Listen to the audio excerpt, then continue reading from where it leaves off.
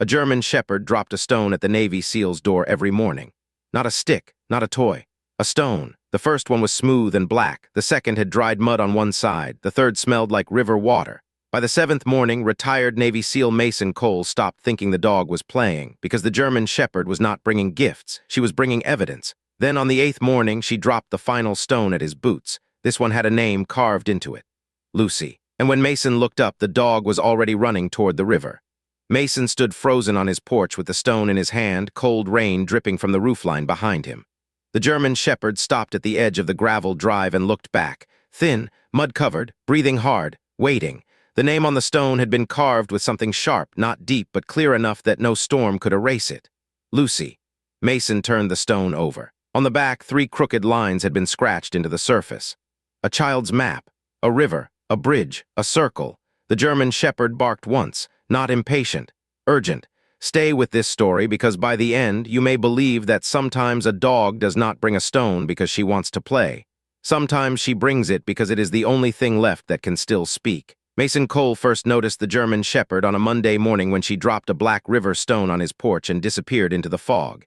He had been standing in his kitchen, waiting for coffee to finish, when he heard the soft clack against the boards outside his door. Not a knock, not a footstep, something small and hard. He opened the door and found the stone sitting exactly in the center of the porch mat. Smooth, oval, wet with dew. The German shepherd stood at the bottom step, watching him. She was black and tan, young maybe, but worn thin by weather and bad luck. Her coat had burrs tangled near the chest. Her paws were muddy. One ear stood straight, the other bent slightly at the tip. No collar, no tag, no person calling from the road. Mason looked at the stone, then at the dog. "You bringing me landscaping?" The dog stared. Her amber eyes were serious enough to make the joke feel poorly timed. Mason crouched slowly. The German shepherd did not back away, but her body tightened. Easy. Picked up the stone. It was cold from the river. The dog watched his hand carefully, then turned and trotted down the gravel drive toward the trees. Mason stepped to the porch rail. "Hey!" She did not stop. She vanished into the morning fog, leaving him holding a stone he had no reason to keep and somehow could not throw away. So he set it on the porch rail. That should have been the end of it. But Tuesday morning another stone appeared. This one was gray, flat, and marked with dried mud along one edge. The German shepherd dropped it at 6:18, waited until Mason opened the door, then left again. Wednesday brought a smaller stone, rust-colored and smelling strongly of river water. Thursday, a pale stone with a crack through the middle. Friday, one with a smear of green paint on it. Saturday, a jagged piece of slate that looked like it had broken from an old foundation. Sunday, a white stone with one side scraped clean, as if something had rubbed against it for years. Mason lined them up on the porch rail without understanding why. 7 stones, 7 mornings, 1 silent dog. He had been a Navy SEAL for 22 years. That meant the pattern bothered him long before the meaning arrived. People misunderstood what training did to a man. They thought it made him hungry for action. Sometimes it only made him unable to ignore repetition. A light appearing at the same window, a vehicle passing twice. A dog bringing stones at the same hour every morning. Mason lived alone on the edge of Coldwater Bend, a river town that had once been busy with mills, quarry work, and logging trucks before time moved on and took the jobs with it. His rented cabin sat above the Willow River, where the road curved toward an old bridge nobody used much anymore. He had chosen the place because it was quiet. That had been the plan. Quiet enough to rest. Quiet enough to stop reacting. Quiet enough to become normal. Instead, quiet made him restless. In the teams, silence had wait.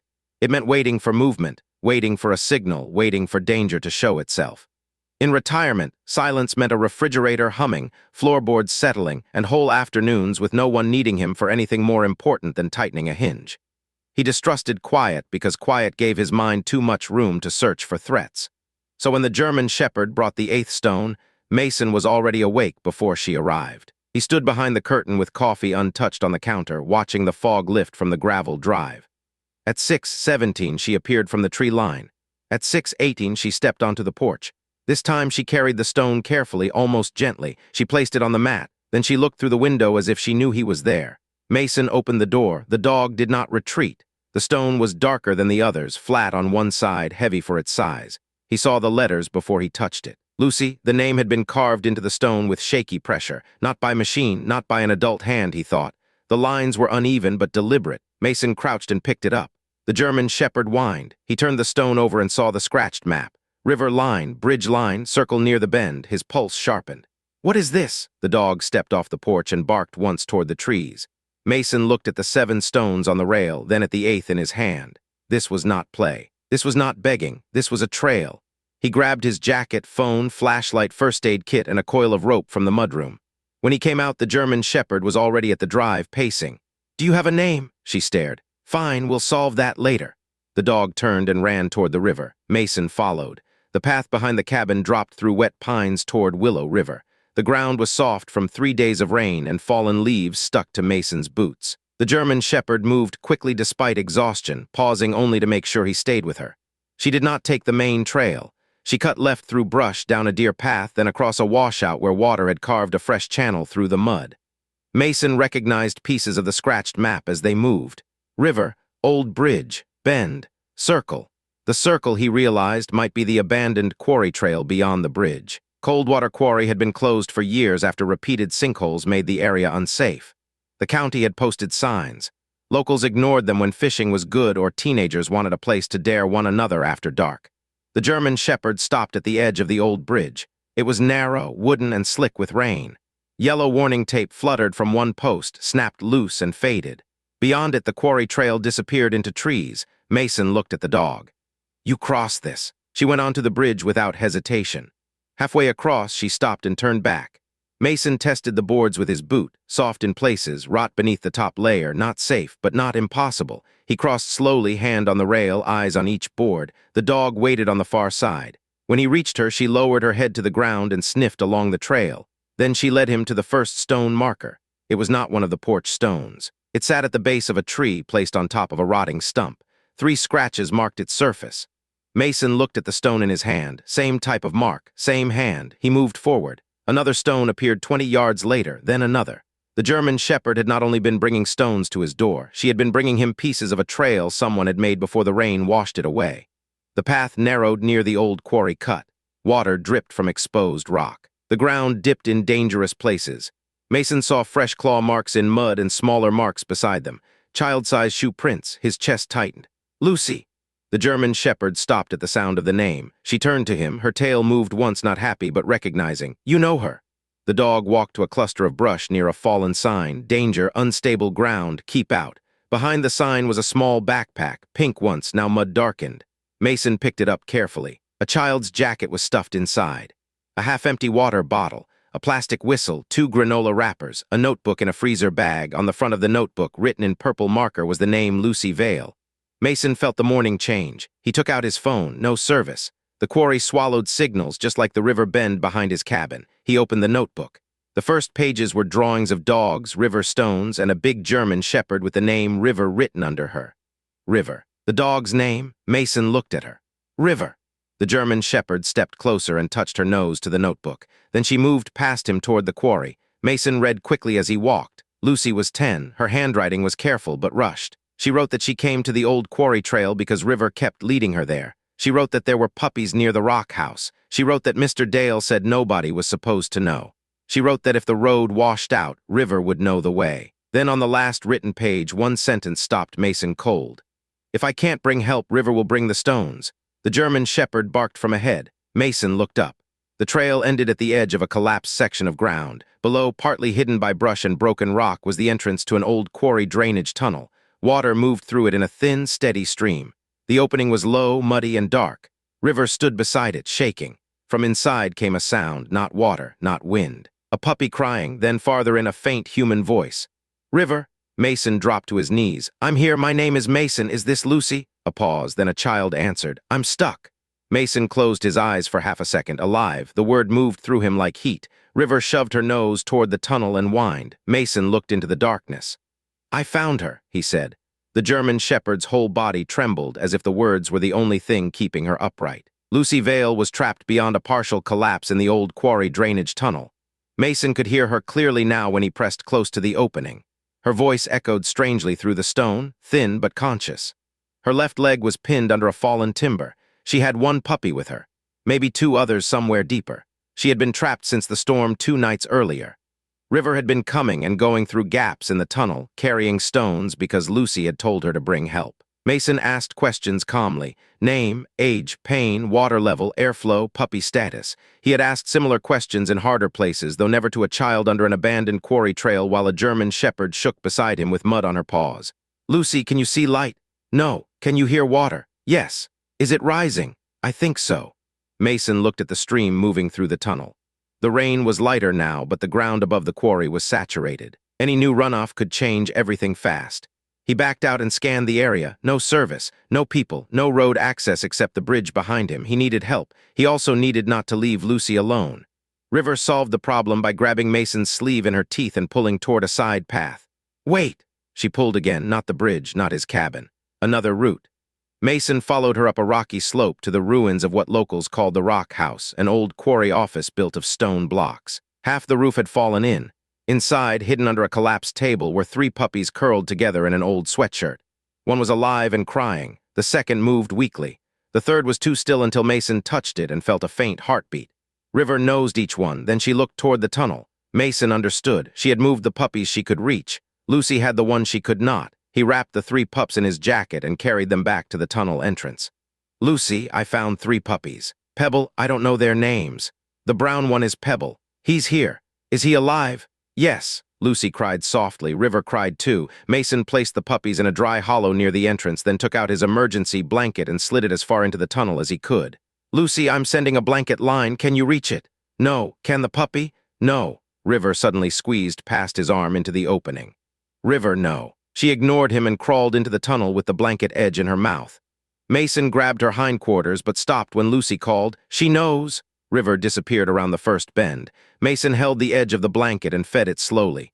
Inside, Lucy sobbed, "She's here!"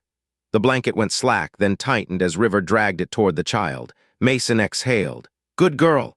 He could not see her, that was the worst part. He could hear the dog moving, hear the child crying, hear the puppy whimpering, hear stones shifting above them. When River came back out, mud covered her face. She had no strength left to stand. Mason caught her under the chest and pulled her into daylight. "Enough!" River tried to turn back. "No, you did enough." She resisted weakly. He wrapped the 3 puppies, then River in the spare jacket, and positioned them near the entrance. "I'm going to get help," Lucy's voice sharpened. "Don't leave. I have to reach a signal. I'm coming back." "River, she stays with you at the entrance." River lifted her head and barked once into the tunnel. Lucy answered, "Okay." Mason hated leaving. Every step away from that tunnel went against him. But no rescue team would come because a man stood bravely beside a hole with no phone service. So he ran back through the quarry trail, across the rotten bridge, up the pine slope, to his cabin. By the time he reached the porch, his lungs burned and his legs felt heavy. He called Sheriff Dana Whitcomb before he had the door fully open. She answered on the second ring. "Mason. Child trapped in old quarry drainage tunnel. Lucy Vale, age 10. Leg pinned, puppies present. Need fire rescue, EMS, animal care, rope team, and county maps. Access via old bridge behind my cabin or quarry service road if passable." There was no pause. "On our way. Tell them the ground is unstable." "And Sheriff, what? Check missing child reports. For Lucy Vale? Yes, and someone named Dale." That produced half a second of silence. "Dale Henson," Mason frowned. "You know him. County land manager for the old quarry parcels." Mason looked at the stones lined on his porch rail. "She wrote Mr. Dale said nobody was supposed to know." The sheriff's voice changed. "I'll bring deputies." Mason grabbed more rope, a larger med kit, a thermal tarp, bottled water, and 2 protein bars. Then he ran back. When he reached the tunnel, River was still there, not resting, guarding. The puppies were tucked against her side, but her eyes remained fixed on the opening. Lucy's voice came weakly from inside. "Mason, I'm back. You said you would be." "Yes." He dropped beside the entrance, breathing hard. "Help is coming." River placed her head briefly on his knee. It was not affection, not yet. It was acknowledgement. He had returned. That mattered to dogs. It mattered to children, too. While they waited, Mason kept Lucy talking. She told him she had been visiting the quarry because she thought the puppies were abandoned there. River belonged to no one officially, but had been staying near the river and following Lucy home after school. Lucy's mother worked nights at the nursing home. Her father was not around. Her aunt was supposed to watch her, but mostly watched television. Lucy had found the puppies 3 weeks ago near the Rock House. She brought food. River guarded them. Then Dale Henson saw her. The name came out small. "What did Dale do?" "He said the quarry was private and dangerous. I said puppies were there. He said animals disappear all the time and not to make trouble." Mason's hand tightened on the flashlight. "Did he know you were there before the storm?" "Yes." "Did he help?" "No." "What happened the night you got trapped?" Lucy was quiet for a moment. I came because River was barking at our porch. I thought the puppies were in trouble. The rain made the trail fall. One puppy went into the tunnel. I followed. Then the wood broke. Mason looked at River. The dog had gone into storm, mud, and danger to fetch a child, then spent 2 days trying to undo what happened. Lucy continued. I told River to bring stones because people don't listen when kids talk about stray dogs. Mason swallowed. Why stones? My grandpa used to carve names on river stones. He said stones remember where water has been. The last stone in Mason's pocket suddenly felt heavier. Lucy, a carved name, a memory the river could not wash away. Sirens arrived faintly through the trees 20 minutes later. River heard them first. She lifted her head. Mason stood and waved a flashlight toward the trail. Sheriff Whitcomb came in with Chief Elise Monroe, 2 firefighters, a medic team, animal control, and a deputy carrying a coil of rope. They moved fast but carefully once they saw the unstable ground. Chief Monroe assessed the tunnel, then the slope above it. Bad. How bad? Whitcomb asked. Bad enough we don't dig from above. We shore the entrance, send a small rescuer through, lift the timber with an air wedge, and extract through the tunnel if it holds. And if it does? Monroe looked at Mason. Then we need another opening. River barked suddenly toward the rock house. Everyone turned. Mason followed her gaze. The old office. Monroe checked the map a deputy unfolded under a waterproof cover. There may be a ventilation shaft near the office foundation. River tried to stand and fell. Mason caught her. No, show with your eyes. The dog stared toward the ruins. Mason pointed. There. Firefighters ran to the rock house and began clearing debris. The first medic crawled close to the tunnel entrance. Lucy, my name is Hannah. I'm a medic. We're coming in, Lucy answered weakly. Can River come? River whined. Mason said, River is right here. The extraction took longer than anyone wanted. The tunnel was narrow, wet, and unstable. The first rescuer could reach Lucy but not free the timber alone. The second team found the old ventilation shaft beneath the rock house foundation, half filled with stones and roots. They widened it carefully, sending down a camera line. On the screen, Mason saw Lucy for the first time. Small face streaked with dirt, pink jacket torn, one leg pinned. A tiny puppy pressed against her chest. She looked directly at the camera and whispered, Is River there? Mason brought River close enough that the camera team could angle a second screen toward her. Lucy can see you. The German shepherd lifted her head with effort. Lucy cried. River barked once, weak, clear. The whole rescue team paused for half a breath, then went back to work harder. The air wedge lifted the timber 1 inch, enough to slide padding beneath. Another inch, enough to free the leg. Lucy screamed. River tried to stand again, and Mason held her. I know. The ground above the tunnel shifted. A ripple of dirt slid down the entrance. Chief Monroe shouted for braces. The rescuer inside called, Move now? Move now.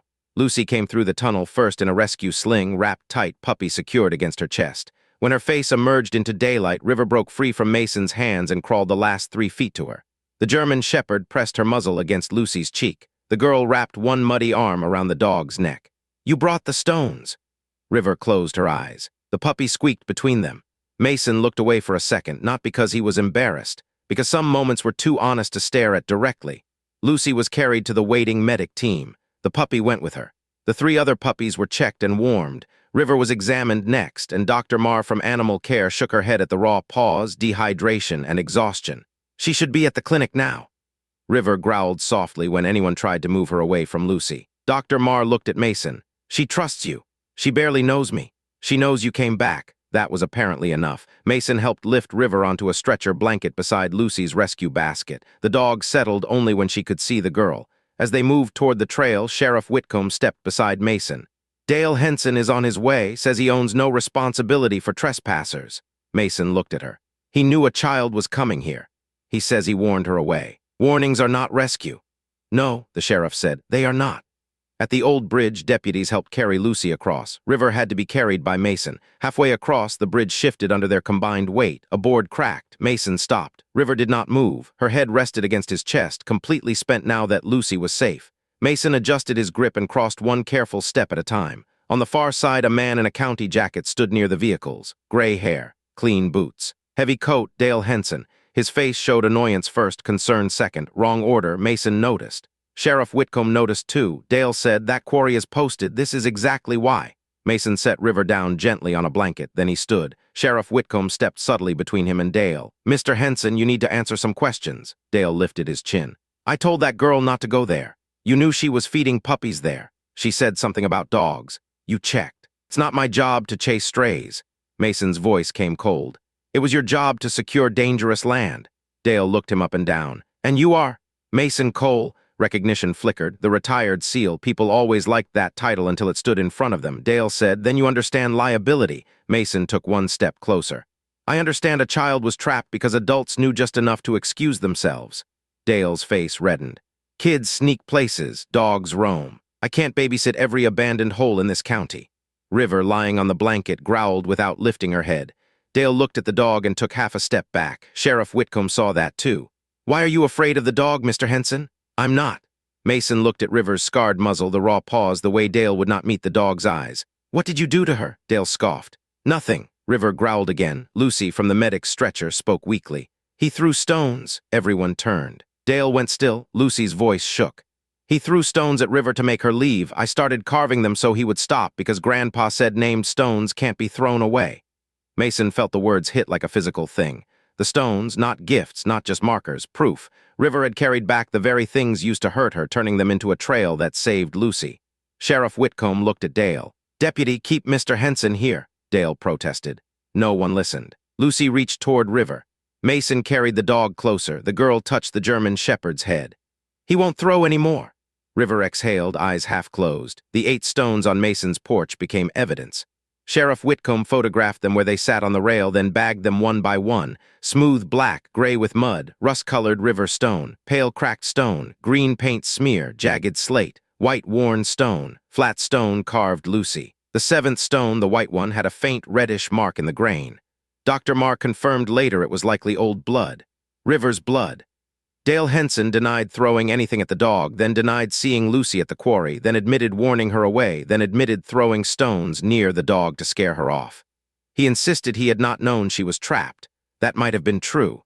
It was not the mercy he thought it was. The investigation found the quarry fencing broken, warning signs hidden by overgrowth, old work orders ignored, and multiple complaints about sinkholes marked resolved without repair. Dale had closed paperwork, not holes. He had chased away warnings because they came with paws and a child's voice. By the time Lucy reached the hospital, her mother was there. Amara Vale came running down the corridor in nursing scrubs, face gray with terror, hair falling loose from a clip. She had been on a double shift when Lucy disappeared, and the aunt responsible for watching her had not called until morning, thinking Lucy was with a neighbor. Guilt had already done visible damage. She reached the stretcher and nearly collapsed around her daughter. Lucy cried for the first time like a child instead of a survivor. Mason stood at the wall and looked away. River lay on a veterinary blanket beside the stretcher, refusing to be moved until Lucy's hand touched her ear. Puppies went to Dr. Marr's clinic. The smallest one, the puppy Lucy had held in the tunnel, was named Pebble, of course. River was treated for dehydration, malnutrition, torn paw pads, bruising, and an old healed injury along the muzzle likely caused by impact. A stone, maybe more than one. Mason visited the clinic that night after giving his statement. He told himself he was checking on the evidence dog. Dr. Marr did not believe him. She's asleep, the vet said. I won't wake her. You say that like she won't know you're here. River's head lifted before he reached the kennel. Her tail moved once against the blanket. Mason crouched outside the gate. You did good. The German shepherd looked at him for a long moment. Then she lowered her head again, but this time closer to the gate, close enough that her nose nearly touched his fingers. Dr. Marr watched from the doorway. She'll need somewhere safe. Lucy's family? Maybe eventually. But her mother works long shifts, Lucy is recovering, and River needs medical care now. Mason did not answer. Dr. Marr continued. I have clinic space for a few days. Good. And after that, he looked at the dog. River's eyes were closed now, but one ear still pointed toward him. After that, the question every rescue left behind. People liked the dramatic part. The found child, the sirens, the dog in the doorway, but rescue did not end when everyone survived. Sometimes that was when the real obligation began. I can foster, Mason said. The words surprised him less than he expected. Dr. Marr smiled slightly. I thought you might. Temporary. Of course. She said it with the tone of a woman who had seen many temporary dogs become family. Mason chose not to argue with a veterinarian holding pain medication. The next morning, Lucy woke in the hospital and asked for 3 things. Her mother, River, the stones. Her mother was already there. River was not cleared to leave the clinic, but Dr. Marr arranged a short supervised visit by noon. The stones were evidence, but Sheriff Whitcomb brought photographs. Lucy studied each picture carefully. When she reached the final stone, her fingers touched the name through the plastic sleeve. I carved it when River wouldn't stop coming back bloody, she whispered. Amara covered her mouth. I didn't know. I hid it. Why? Lucy looked down. Because everyone says don't go to the quarry, but nobody asks why kids go places they're not supposed to. Mason stood near the door, the sentence settling into him like a verdict. Amara wept silently. Sheriff Whitcomb's face tightened. Mason looked at Lucy. "Why did you go?" The girl swallowed. "Because the puppies were there, because River was hungry, because Grandpa used to take me to the river after Dad left and said stones remember, because I thought if I put names on things they wouldn't disappear." No one spoke for a while, then Lucy looked at Mason. "Did River bring all of them?" "All 8. She chose you. She chose my porch." "No," Lucy said with quiet certainty. "She chose you." Mason almost deflected. He had been deflecting most things for years: compliments, invitations, concern, need, but the child's face made joking impossible. "Then I'm glad I opened the door." River arrived wrapped in a blanket, carried by Dr. Marr and looking deeply offended by the loss of dignity. Lucy laughed and cried at the same time. The German shepherd placed her head on the bed beside the girl's hand. Mason watched from the wall. Something in him shifted, not healed, not solved, but named. He had spent retirement distrusting quiet because quiet felt like absence. River had shown him quiet could be full of messages if he stopped treating stillness like emptiness. A stone on a porch, a dog at dawn, a pattern, a trail, a child's map scratched onto rock. The world had been speaking. He had just needed to listen before throwing the evidence away. River came to Mason's cabin 3 days later wearing bandages on all 4 paws and a borrowed harness that said clinic dog because Dr. Marr thought it was funny. River did not. She inspected Mason's porch first, then the kitchen, then the mudroom, then the back door. Then she returned to the porch rail where the stones had been. They were gone, bagged as evidence. She stared at the empty rail. Mason stood beside her. "I know." River sniffed the wood where the stones had rested. Then she lay down on the mat where she had dropped the first one. Mason sat on the step beside her. For the first time since moving to Coldwater Bend, the cabin did not feel like a place he was waiting inside. It felt like a place something had found.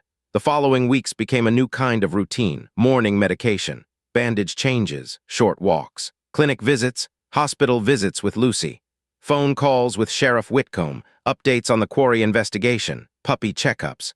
Mason built a ramp for River to use on the porch because her paws needed rest. River refused the ramp for 2 days, then accepted it after Mason placed a treat at the top and pretended not to watch. Lucy visited once she was released from the hospital, walking with a brace and her mother holding her arm. River saw the girl from the porch and forgot every medical instruction. She limped down the ramp, tail moving carefully, and pressed herself against Lucy's legs. Lucy hugged her around the neck. "I told you he'd help." Mason looked at the girl. "You told her that?" "In the tunnel." He looked at River. The dog leaned harder into Lucy. Amara brought a box that day. Inside were River stones, not evidence, new ones, clean ones. Lucy and her grandfather had collected them over the years. Some had names carved into them. Ruth, Milo, Grandpa, Home, River. Lucy handed Mason one stone at the bottom of the box. It was gray with a white line through it, no name yet. "For you." "I don't need a stone." "Yes, you do." Mason took it. "What am I supposed to carve?" Lucy shrugged. "What you want to remember." That night after they left, Mason sat at his kitchen table with the blank stone in front of him. River lay near the door, asleep but alert enough to open one eye whenever he moved. He thought about names, purpose, quiet. He thought about all the stones that had arrived before he understood. Then he took a small engraving tool from his workshop and carved one word: listen. He placed the stone on the porch rail. River inspected it in the morning and touched it once with her nose. Approval, maybe, or correction, hard to tell with her. By spring, the quarry had been fenced properly, posted clearly, and scheduled for full remediation. Dale Henson resigned before the county hearing, which did not stop the investigation from following him. The old bridge was closed and later rebuilt as a pedestrian crossing with safety rails. At Lucy's request, a small memorial marker was placed near the trail entrance, not for someone who had died, but for what almost had. It read, "When warnings come, listen." Underneath was a carved image of a German shepherd carrying a stone. River attended the dedication in her own way, sitting beside Lucy and refusing to look impressed. The puppies were adopted into local homes. Pebble stayed with Lucy and Amara. River stayed with Mason, though everyone still called it fostering, for exactly 11 days before Dr. Marr handed him adoption papers and said, "Stop insulting the dog." Mason signed. On the form under dog's name, he wrote River. Under owner, he hesitated. The word felt too small. River was not property. She was a witness, a messenger. A stubborn, injured, stone-carrying force of grace. He wrote his name anyway because forms were not built for truth. Life at the cabin changed. River brought fewer stones now, sometimes sticks, sometimes leaves, once a dead mouse, which Mason considered a step backward in communication. But on certain mornings, especially after rain, she still walked to the river and returned with a stone in her mouth. She would place it on the porch, look at Mason, and wait. He learned to pick each one up, not because every stone carried danger, because attention was part of love. Some stones went into the garden, some on the rail, some into a wooden bowl by the door. The carved listen stone stayed in the center. One morning, Lucy visited before school with Pebble on a leash and a backpack full of homework. She saw the bowl of stones and smiled. "You kept them. River keeps bringing them. She thinks you still need practice." Mason looked at the German shepherd. River wagged once. "Apparently." Lucy sat on the porch step. "Do you still feel quiet?" The question was childlike and direct, which made it difficult to dodge. "Sometimes. Bad quiet? Less often," she nodded. "Grandpa said good quiet is when you can hear small things." Mason looked at the river beyond the trees, water over rock, wind in pine, river breathing beside him, Lucy's pencil scratching in a notebook as she drew another dog. "Your grandpa was smart."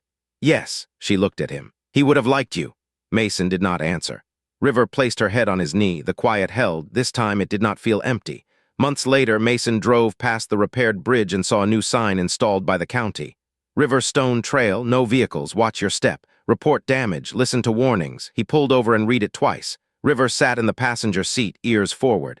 "You have a trail now," she sneezed. "Don't let it go to your head." That afternoon he found a stone on his porch. Small, flat, carved in careful purple marker instead of engraving. "Thank you." Lucy had left it. River had placed it on the mat.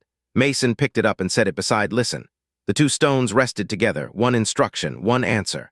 A German shepherd dropped stones at a Navy SEAL's door every morning, and at first he thought she was strange. Then he thought she was lonely. Then he realized she was telling him a story one stone at a time. A story of a child no one had heard. A dangerous quarry no one had fixed. Puppies hidden in the cold. A man who threw stones to chase away responsibility. And a loyal dog who turned every stone meant to hurt her into a message that saved the person she loved. The last stone had a name carved into it. Lucy. But the truth is, every stone had a name. Every stone meant pay attention. Every stone meant follow. Every stone meant something is wrong and someone is waiting. Because of River, Lucy was found. The puppies were saved. The quarry was secured. The trail was remembered. And Mason Cole learned that quiet is not always emptiness. Sometimes quiet is full of small messages waiting for us to become humble enough to notice. A stone on a porch, a dog at dawn, a child's handwriting, a path through trees, a warning everyone else walked past. Mason had thought purpose would come back loudly the way missions used to arrive. Instead, purpose came softly. Clack. One stone on the porch, then another, until the message became impossible to ignore. So if this story touched your heart, share it with someone who feels like life has gone quiet. Sometimes quiet is not the end of purpose. Sometimes it is where the next message begins. Tell us in the comments. Has a dog ever brought you something, warned you, or led you somewhere you never expected? Subscribe for more stories of loyalty, rescue, faith, and second chances. Until the next story, may God bless you, guard your home, and help you listen when love leaves a message at your door.